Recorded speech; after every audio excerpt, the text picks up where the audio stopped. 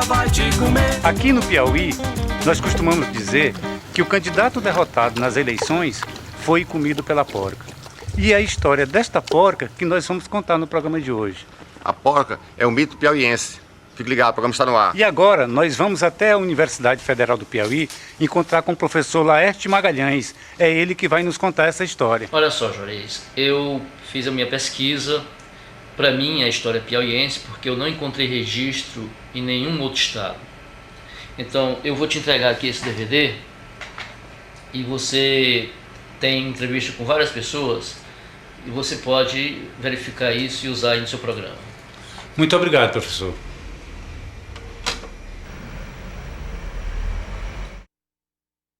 A formação social piauiense é baseada principalmente na agropecuária, nas lutas pela posse da terra e contra as dificuldades próprias da região pela sobrevivência.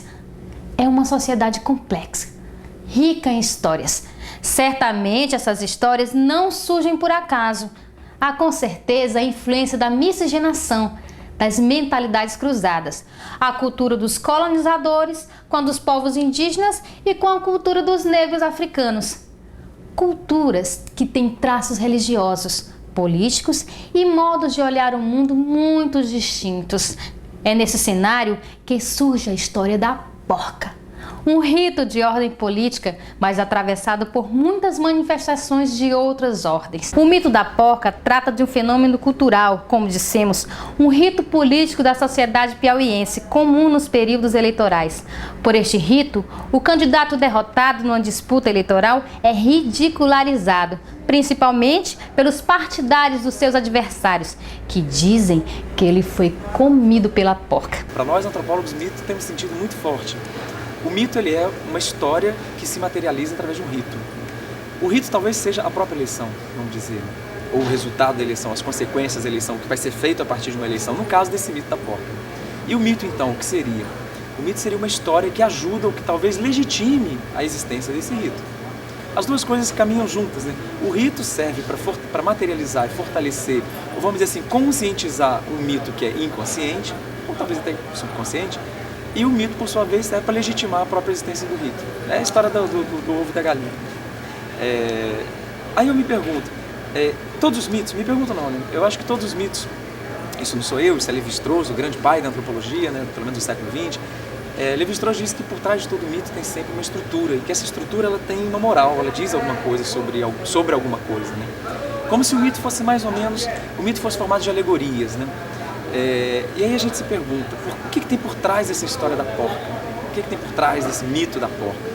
Será que a porca, por ser um animal, e nós, por sermos humanos, será que não haveria aí uma oposição entre natureza e cultura, que é aquela oposição última a qual todos os mitos remeteriam, segundo Lévi-Strauss? Quer dizer, todos os mitos, na verdade, eles seriam formas novas de reinterpretar esse dilema filosófico que a humanidade vive, que é o da oposição entre natureza e cultura. Somos todos animais, no entanto, temos cultura. Somos todos idênticos. Hoje em dia, então, com a genética, somos todos geneticamente idênticos. No entanto, as nossas manifestações culturais, nossos comportamentos, nossas práticas, nossos pensamentos diferem de uma cultura para outra, dentro de uma mesma cultura, de grupos sociais para outros. Deusdedit Nunes, o Garrincha, escritor, jornalista e humorista cearense, há muito radicado no Piauí, diz que a porca é a devoradora feroz de quantos não conseguem a sonhada eleição. O Garrincha foi vereador em Teresina e tem a experiência de não conseguir se reeleger. Toda derrota ela deve ser encarada com esportividade. É claro que você se fica magoado com o não reconhecimento, no meu caso, do trabalho feito em favor da comunidade. Isso nos deixa bastante tristes, é claro. Mas na vida a gente tem que superar as derrotas, assim como assimilar as vitórias, para não ficar vaidoso. E isso me deixou realmente meio chateado. Mas, o que fazer? É da vida. A vida é um jogo. Porque aqui criou-se o folclore de quando o candidato é derrotado, fulano foi comido pela porca. Disse isso com as pessoas. Eu mesmo já fui vítima disso. Eu ganhei 2 eleições e perdi 3. E tem um vizinho meu que quando eu perdi, era do partido contrário, passou a noite todinha colocando uma porca roncando, gravar uma gravação roncando, na janela do meu quarto. Nesse dia eu tive que dormir na casa de minha irmã. Esta narrativa do humor popular que utiliza como principal figura um animal que ocupa lugar na vida cotidiana sob diversos aspectos, na culinária, nas múltiplas restrições religiosas e nas representações simbólicas, como designativo do que é sujo, torpe, obsceno. É um rito político-cultural da ordem do grotesco, com todas as características míticas. O que é o porco? Aliás, essa palavra porco, o que denota para nós? É um bicho meio pejorativo. É aquele que vive imiscuído, né, enlameado, que vive forcejando as lamas, né? Quer dizer, é um bicho porco. O significante porca, ela agrega em si vários significados. Ela agrega significado, por exemplo, de sujeira, de lama, né, de devoradora de excrementos humanos. Então, associado a ela uma série de conceitos e preconceitos, conceitos desvalorativos e preconceito. Aquilo ali é uma porca. Alguém que se chama, quando se fala que uma pessoa é uma porca, é dizendo que é uma pessoa que não tem higiene, que não se cuida, né? Então, uma série de coisas desqualificadoras. Aquele que vai ser comido, digamos assim, pelo bicho mais abjeto, pelo bicho que mais representa a impureza. Os primeiros suínos chegaram à América provavelmente na segunda expedição de Cristóvão Colombo às Índias Ocidentais, em 1493. Mas sua criação remonta a épocas imemoriais. Algumas organizações de orientação religiosa proíbem que se coma carne de porco, consideram um animal impuro. Há na Bíblia algumas passagens em que o porco é apresentado como um animal impuro. No Novo Testamento, há uma passagem conhecida como o possesso e os porcos.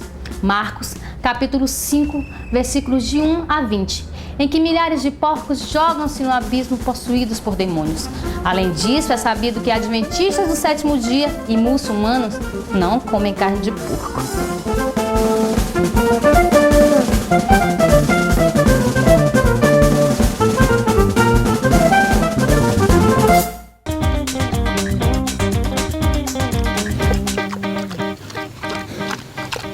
O mito da porca tem no Piauí pelo menos 3 versões principais, a partir das quais se cria um número infindável de outras histórias. Cada narrador acrescenta algo, localiza em lugar diverso, muda personagens. A primeira delas conta que Manu, um comerciante na cidade de Campo Maior, pela década de 60 do século passado, após ter perdido a eleição para vereador, observava em frente à sua casa porcos que fuçavam os restos do material da campanha eleitoral. Alguém que passava por ali, percebendo o estado de desolação de Manu, adverte em tom de brincadeira: "Cuidado, Manu, senão a porca te come." Passavam com a porca, com os panos escritos: "A porca comeu Manu. Olha a porca, Manu." E gritava, a porca gritava. Gritando e eles gritando também. E a porca tinha comido ele. Meu irmão chamava-se Manuel Rodrigues Pereira, né? Apelidado por Manu. Conhecido como comerciante, na rua Padre Manuel Félix. E aí surgiu uma política. João de Deus Torres era candidato a prefeito. Convidou ele, Manu, era muito amigo. Ele Manu para ser candidato a vereador. Aí ele cobria algumas despesas dele, Manu, né? E aí os resultados fizeram uma festa muito grande e tal, etc., da comida, isso, aquilo outro. E ele ficou muito satisfeito que ele era candidato a vereador. E ele era comerciante, mas gostava também da política, né? Aí então veio a política, ele perdeu. Não teve votos suficientes para ser eleito, né? E os amigos, na brincadeira, pegaram uma porca e botaram um letreiro nos papéis e pregaram na porta, né? "Manu, você perdeu a política, a porca te comeu." Realmente o Manu foi um dos candidatos a vereador em Campo Maior que eu não lembro o ano, mas se não me engano foi os anos 60, por aí assim. E ele foi candidato e ele era muito explosivo, ele se aborrecia com facilidade, né? E nesse período foi que criaram uma história aqui de quem perdesse a eleição, a porca pegava, né? A porca ia comer.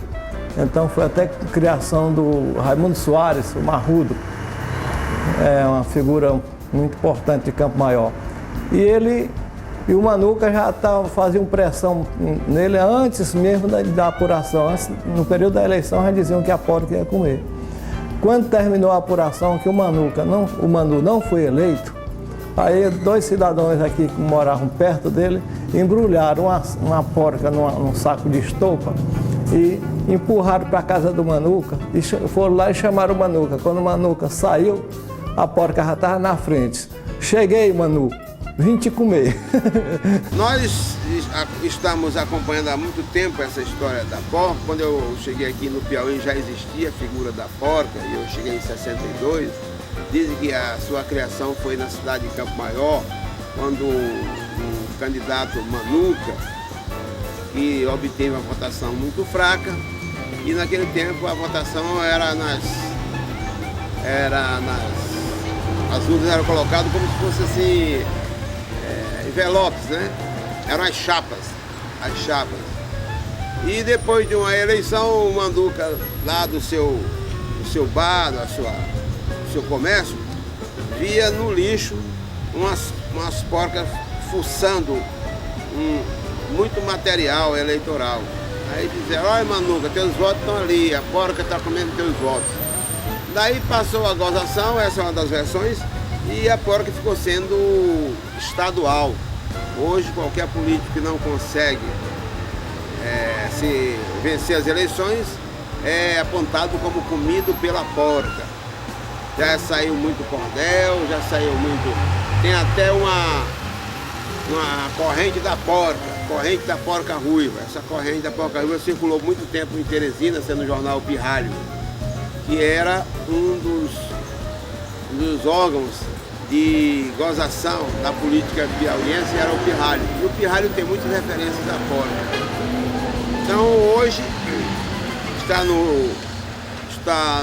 no cenário nacional, no folclore nacional, como criação do Piauí, a figura da porca. E não há quem tire mais a porca desse cenário. E os políticos, quando se candidatam, eles temem, antes de mais nada, eles temem 2 coisas. A traição por parte dos eleitores, que ele comprou, e a figura da porca, que ele sabe que não sendo eleito, ele será apontado,